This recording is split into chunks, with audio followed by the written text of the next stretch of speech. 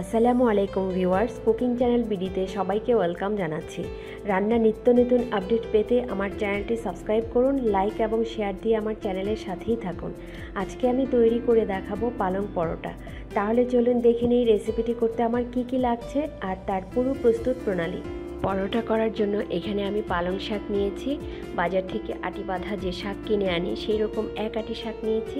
শাকটা বেছে ধুয়ে একটা চালনিতে ভালো করে পানিটা ঝরিয়ে নিতে হবে। এখানে আমি পাতার ডাটা বাদ দিয়ে শুধু পাতার অংশটুকু নিয়েছি। আমি যখন পরোটা করব পাতাগুলো কেটে নেব। পেঁয়াজ কুচি, কাঁচামরিচ কুচি, এখানে আমি একটা কাঁচামরিচ কুচি করে নিয়েছি। 2 টেবিল চামচ পেঁয়াজ কুচি নিয়েছি। স্বাদ মতো লবণ, 2 টেবিল চামচ তেল, এখানে আমি পানি নিয়েছি, যদি লাগে দিব। 1.5 কাপ ময়দা। তাহলে প্রথমে আমি শাকটা কুচি করে নিচ্ছি। শাকটা কুচি করে নিয়েছি। এখন দিয়ে দিচ্ছি পেঁয়াজ কুচি, কাঁচামরিচ কুচি, দিয়ে দিচ্ছি লবণ। সব কিছু একসঙ্গে ভালো করে মাখিয়ে শাকগুলো নরম করে নেব। শাকগুলো মাখানো হয়ে গেছে, শাকে বেশ পানি উঠেছে। এখন আমি তেলটা দিয়ে ময়দাটা ময়ান করে নেব।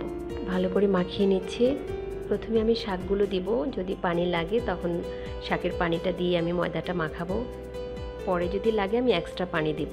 ভালো করে ময়দাটা মাখিয়ে নিতে হবে। এখানে আমার এক্সট্রা কোনো পানি লাগেনি, শাকে যে পানিটা ছিল সেটা দিয়ে আমার মাখানো হয়ে গেছে। এইভাবে আমি ময়দাটা প্রায় 7-8 মিনিট মাখিয়ে নেব। মাখানো হয়ে গেছে, একটা ঢাকনা দিয়ে 15-20 মিনিট ঢেকে রেখে দেব। তাহলে ফিরে আসছি 20 মিনিট পর। 20 মিনিট হয়ে গেছে, ডোটা বেশ নরম হয়েছে। একটু শুকনো আটা ছিটিয়ে দিচ্ছি যেন হাতে লেগে না যায়। এখন আমি ময়দা থেকে ছোট ছোট বল করে নেব পরোটা করার জন্য। সবগুলো বল একসাথে করে নেব, তাহলে পরোটার সাইজ সবগুলো একরকম হবে। আমি যে ময়দা নিয়েছি সেটা দিয়ে আমার 5টা পরোটা হয়েছে। আমি একটা পরোটা বেলে নিচ্ছি।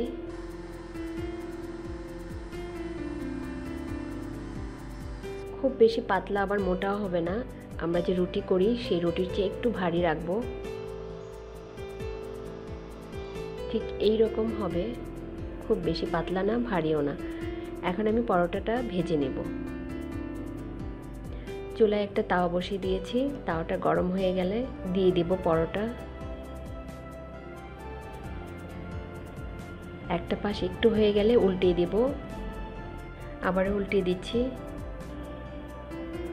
দিয়ে দিচ্ছি তেল।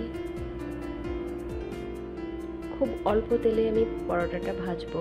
কেউ চাইলে ঘি দিয়েও ভেজে নিতে পারেন, কিন্তু আমি এখানে ঘি দিচ্ছি না, তেল দিয়ে ভাজছি। উল্টিয়ে দিচ্ছি। একটু চেপে চেপে দিতে হবে যেন ভালোভাবে ভিতরে সেদ্ধ হয়ে যায়।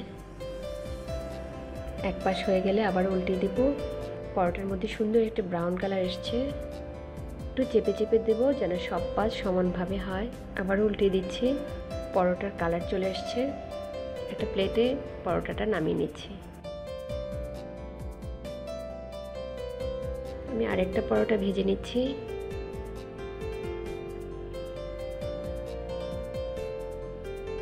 অল্প একটু তেল দিয়ে দিয়েছি।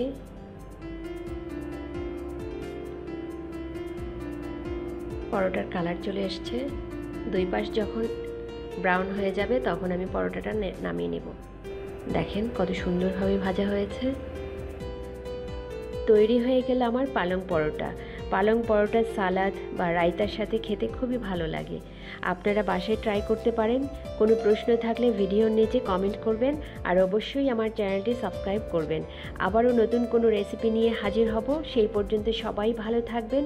ভিডিওটি দেখার জন্য অসংখ্য ধন্যবাদ। আল্লাহ হাফেজ।